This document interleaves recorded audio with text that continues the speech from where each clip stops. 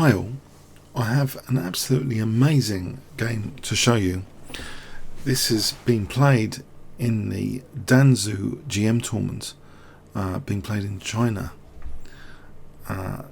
Wei Yi, the young Chinese prodigy, he's only 16 years old, was playing white against Bruson Batista. So Bruson Batista is a Cuban player, has long been Cuba's number 2 player behind Lenia Domingue Perez. So Wei Yi's 16, Bruson's 33 at the time of this game. And Wei Yi is actually the Chinese champion 2015. So very, very impressive fast track record to get to where he is at the moment. An FM in 2010, IM in 2012, GM 2013, Asian under 12 champion 2010, World under 12 champion 2010, and Chinese champion 2015. Amazing achievements by the 16-year-old. And what we're about to show you is quite an amazing, extraordinary game. Wei Yi kicks off with e4. Bruson plays the Sicilian defense, and we have knight f3, e6. Now most normal club players would probably routinely play d4. It's a standard move order. It's very interesting, actually, to me at least, that knight c3 was played as if trying to sort of wait and see and reserve the right to control the d4 exchange for the flank pawn when he wants. Just because other people are playing d4 routinely, it seems Wei Yi's in full control, and he's showing that authority that he's in full control of this central transaction. And in fact, after a6 he waits again. He plays bishop e2. Now that he sees knight c6, it's here that he breaks with d4. So it's an interesting move order. Maybe against this particular configuration he's convinced here d4's the way to go. So we have c takes d4, knight takes d4, and it looks like a fairly standard transposition into a classical Sicilian setup. So castles, knight f6, bishop e3, bishop e7, f4, d6. It looks fairly standard now. There's over 1,000 games from this position, with king h1 being the top move. And we have king h1, castles, so we're in book, and often a4 is played here. Wei Yi chooses actually the second most popular, which is queen e1, to swing the queen around quite aggressively. Black takes on d4, fairly standard, and plays b5. So black's counterplay often revolves around the e4 pawn. White often plays here a3 immediately. This is another popular move, just queen g3. We have bishop b7 piling up the pressure on e4. And actually black's threatening now b4 to take with the bishop, not with the knight, because queen takes g7 is mating. So a3 is quite popular here to stop this b4. Still hundreds of games from this position. Rook a d8, rook a e1, rook d7, bishop d3. Yes, it's all been seen before. Both bishops are pointing at black's king. It's very, very logical play. Often here rook e8 is played. There's 171 games there. In this game, queen e8, that's another move. Queen h3, and looking to play e5. It looks very dangerous in some respects, but black blocks up that diagonal. And this is kind of a known, maybe safety routine. f5, and now black reacts with e5. What's the problem?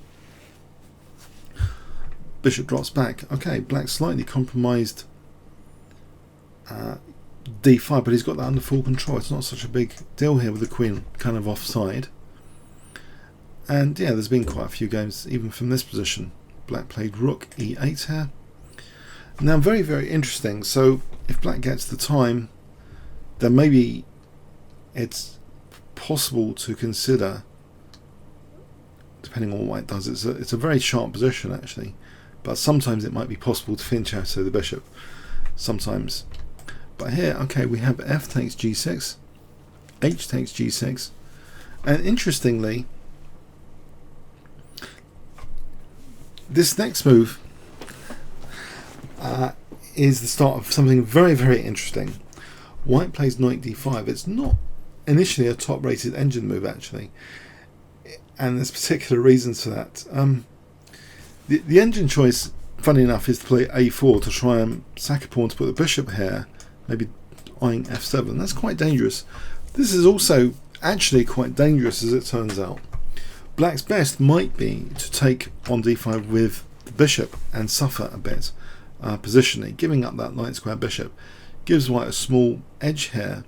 So, for example, like this, queen f3, and white looks forward to shuffling the rooks and putting more pressure on the f file. It seems okay. But actually, in the game, black played knight takes d5.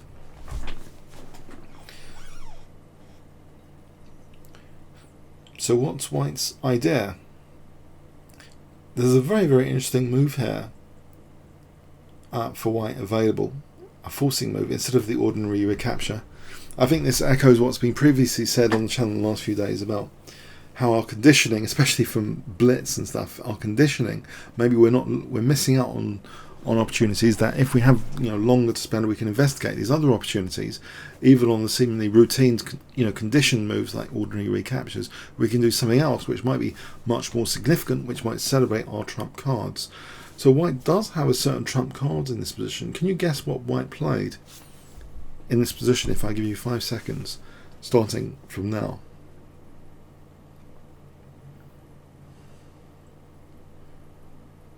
Okay. Rook takes f7. Now, yeah, we can play a brilliant move, but it's the follow-up. Can we actually calculate the follow-up? Is this just good enough for perpetual check? This rook sack, or is it more dangerous than that? The king did take. Well, white is threatening 8. Can't be ignored that easily. And let's see, actually, other defenses. Actually, let's just put on the bits just in case some specific questions. If the knight just retreated here to try and defend h7, white has actually a very strong move in this position. That's the first key question. Couldn't the knight just retreat here? Can you see what white can play in this position if I give you 5 seconds?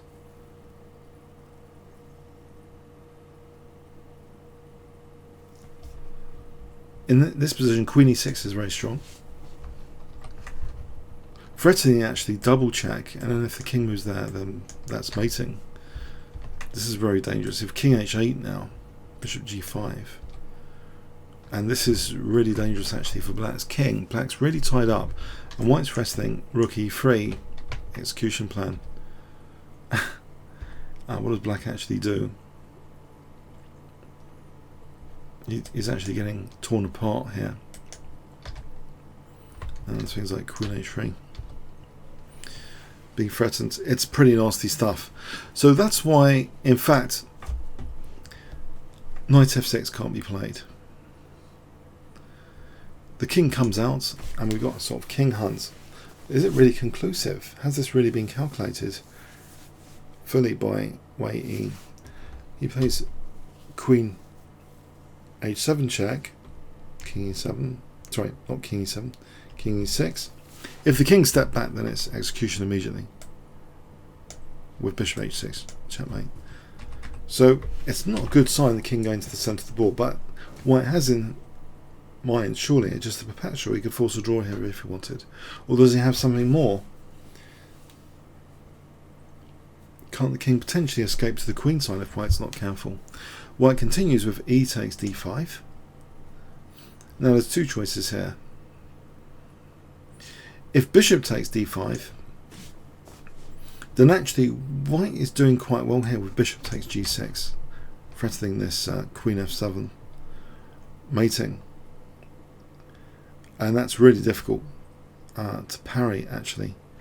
If rook f8 check, this is a mate in 3 or less here. Bishop f3, imagine that's not played, queen h7. So this is actually really difficult for black, this position. Black's best might be here, bishop takes,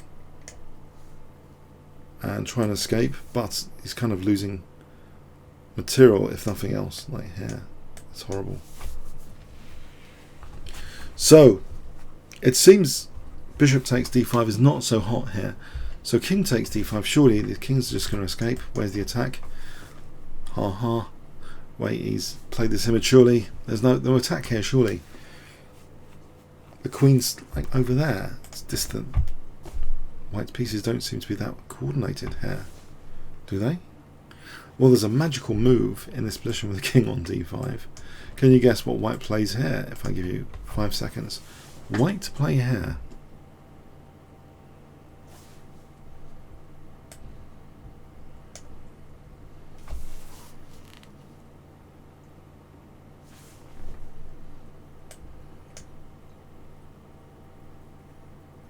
In fact, this is the only move really which secures white an advantage.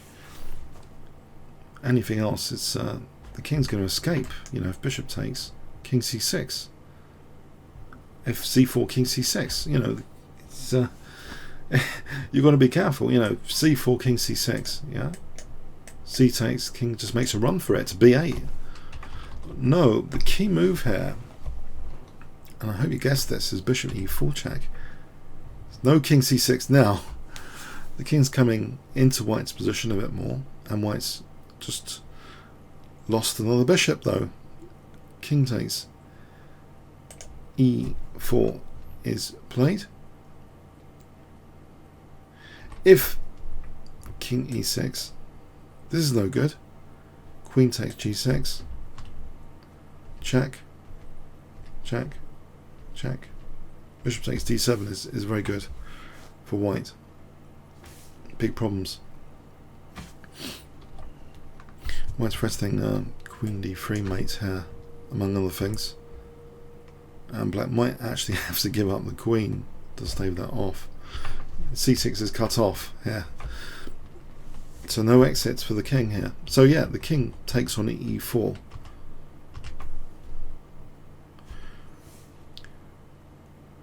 And here, technically, there seems to be a very, very strong move which Wei didn't play, which actually forces a termination of the black king. But what's played is also pretty strong, which is queen f7.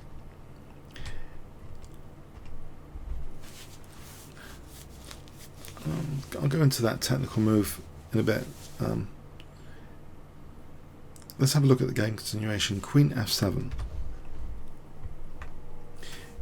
It's actually cutting off the king from d5, so actually bishop g1, any bishop move here, bishop c5, these are all threatening a mate in 1. So the queen's cutting off king from f4, so this bishop is all sorts of mates in 1s, just moving this bishop here.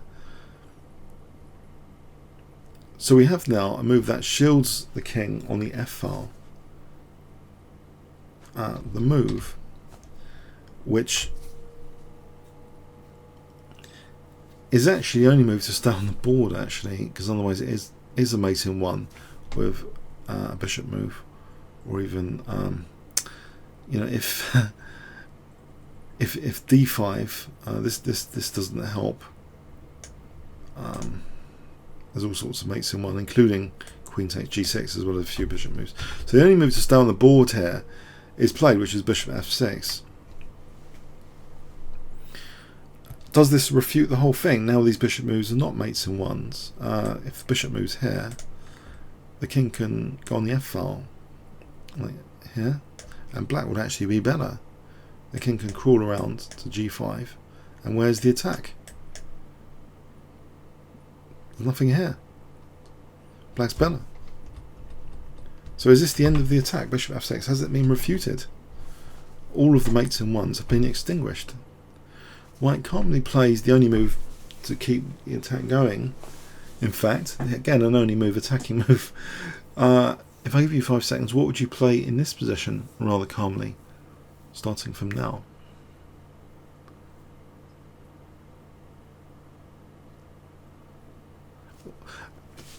Okay, well, in fact, Wei eventually played this in this position, but first inserted. So queen b3 is the move, but he first inserted bishop d2 check, which doesn't actually alter anything. It gives the impression white might be forcing a perpetual. we get this position again by force. There's nothing black could have done there. You might think, oh, hold on a sec, is that really true? The thing is, it's encouraging black to play king f5. That's actually a forced mate in 5 with check. And here, if king g4, queen g6, here this is mating. Bishop e1, mate. And if king e4, in fact, queen b3 is really clearly strong here, threatening queen d3 checkmate, and it's actually a forced mate here.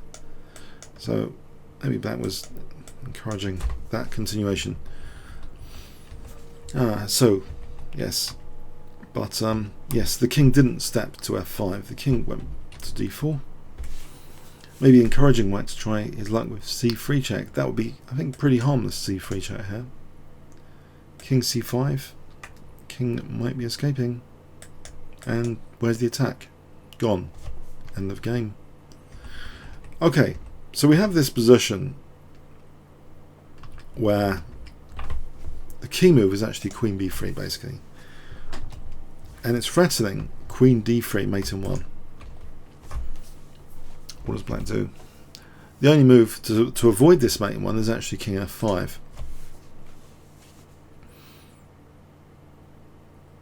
Now white throws this check in. King g4. Can white really, with his last 3 pieces here, well, there's the 2 pawns as well, which can be considered attacking pawns, mate the black king here or something? Another fantastic move in this position. A centralizing move, and we saw this recently in the Magnus Carlsen missed technical opportunity. There was a centralizing move with the queen, which spelled out a lot of king safety implications, a lot of questions asked on the black king. Here it's another centralizing move. Can you guess what white calmly plays here? And it seems to be, again, the only move to keep the attack going. So if I give you 5 seconds here, what would you play?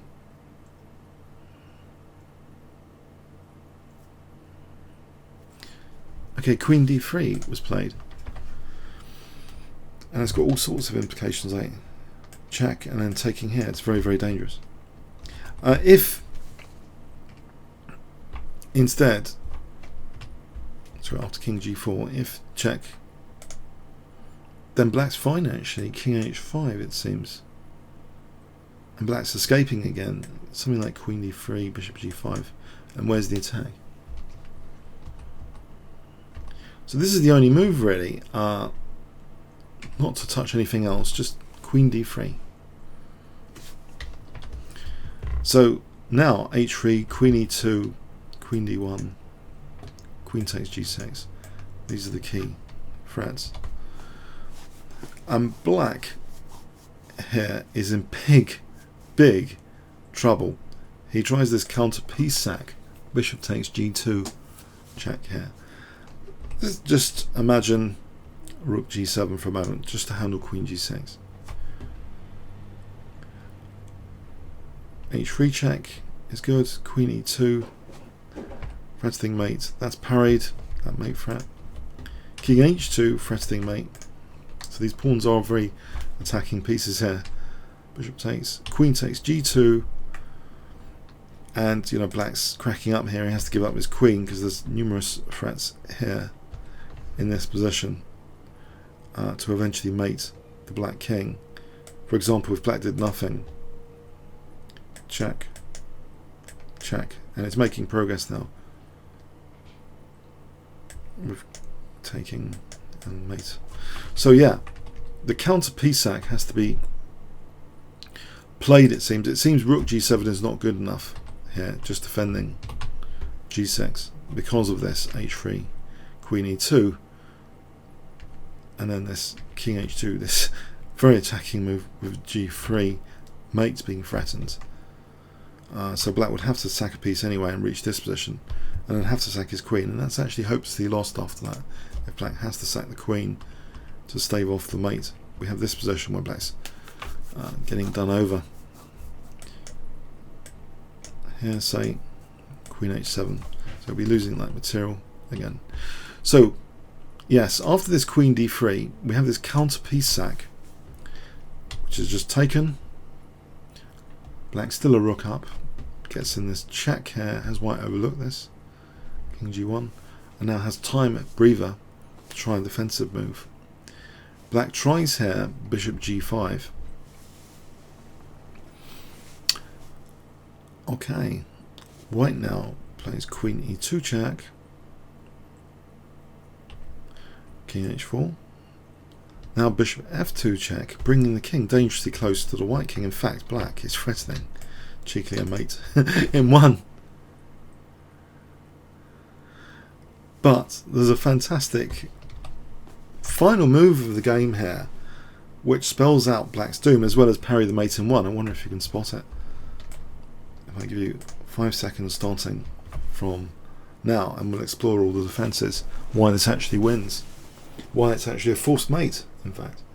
So 5 seconds starting from now, white to play here.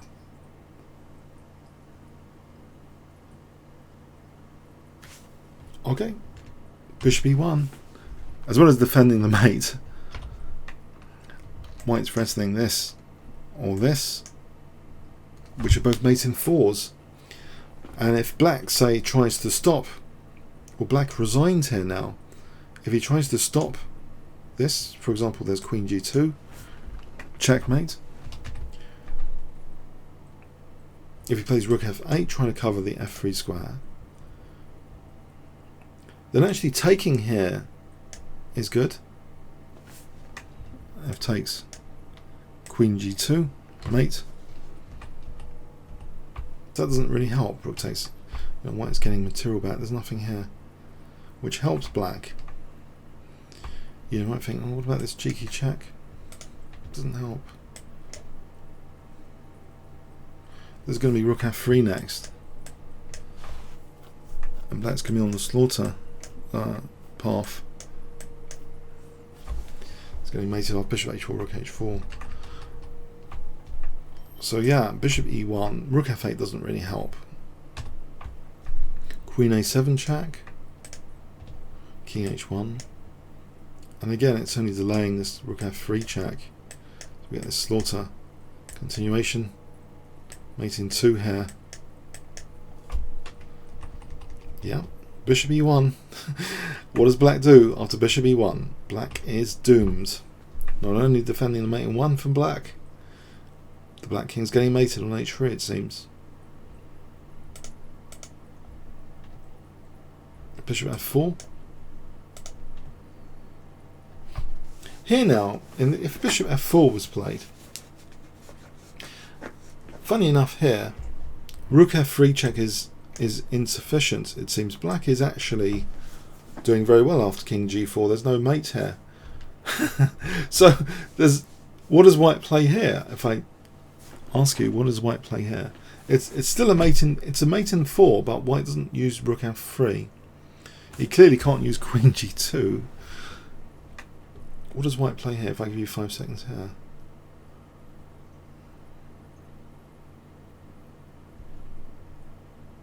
Okay, it's queen d3 check. If the king moves here, queen takes g6. Bishop g5. There's now a mate in 2 in this position. Can you spot it? The elegant mate in 2.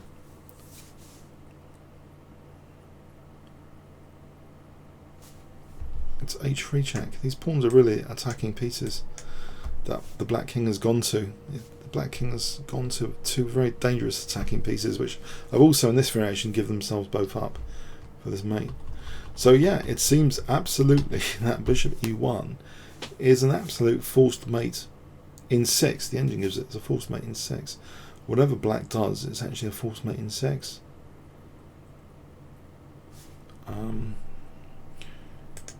We've examined quite a few possibilities. Bishop h4. Again here, it seems actually queen d3 is better than rook f3. Queen d3, queen g6. Again, this h3 is a killer. Just giving up that pawn. Queen f5, checkmate. Yes, the black king visited the white king only to be extinguished with a bishop retreat, bishop e1. What a game! Yes, as you might imagine, it's been mentioned on places like Reddit. It's been mentioned on a video for me to annotate. I thank everyone for prompting these absolutely fantastic games which are being played, it seems, nearly every day. These absolutely stunning games of great interest, and some are calling it one of Wei Yi's immortal games, but he's so young. We can say an immortal game from up to 16 years old. He's got loads of immortals left in him, I'm pretty sure. But this was absolutely beautiful, this King Hunt game. Fantastic stuff, I think you'll agree. And engines totally underestimate knight d5. Put this in your own engines, the PGN, from the description of the video, and see how excited the engine is over knight d5. It's not very, because it can't see this King Hunt. I think a key move it has to see to get this King Hunt working is bishop e4. So it's very difficult sometimes for engines to actually... king safety is not an emotional reaction to them, but to humans it is, and it's our emotions which separate us a lot from engines. Engines have a simulation of emotions. Their rules are fun for evaluating positions, but sometimes we can still do stuff which engines are not considering because our emotions are telling us, danger. The knight d5 is a dangerous move. It brings the king out, brings it all down the board. The technicality of the king escaping on the queen side is squashed when white played bishop e4, extracting king even further down. The king visits the two attacking pieces which are lurking here, the two pawns. They're both prepared to sacrifice themselves to bring out a mate. The complements of the queen and bishop on both colour complexes create that mating net. There's a logical basis to it. It's an absolutely fantastic King Hunt game. Amazing stuff. Comments or questions on YouTube. Thanks very much.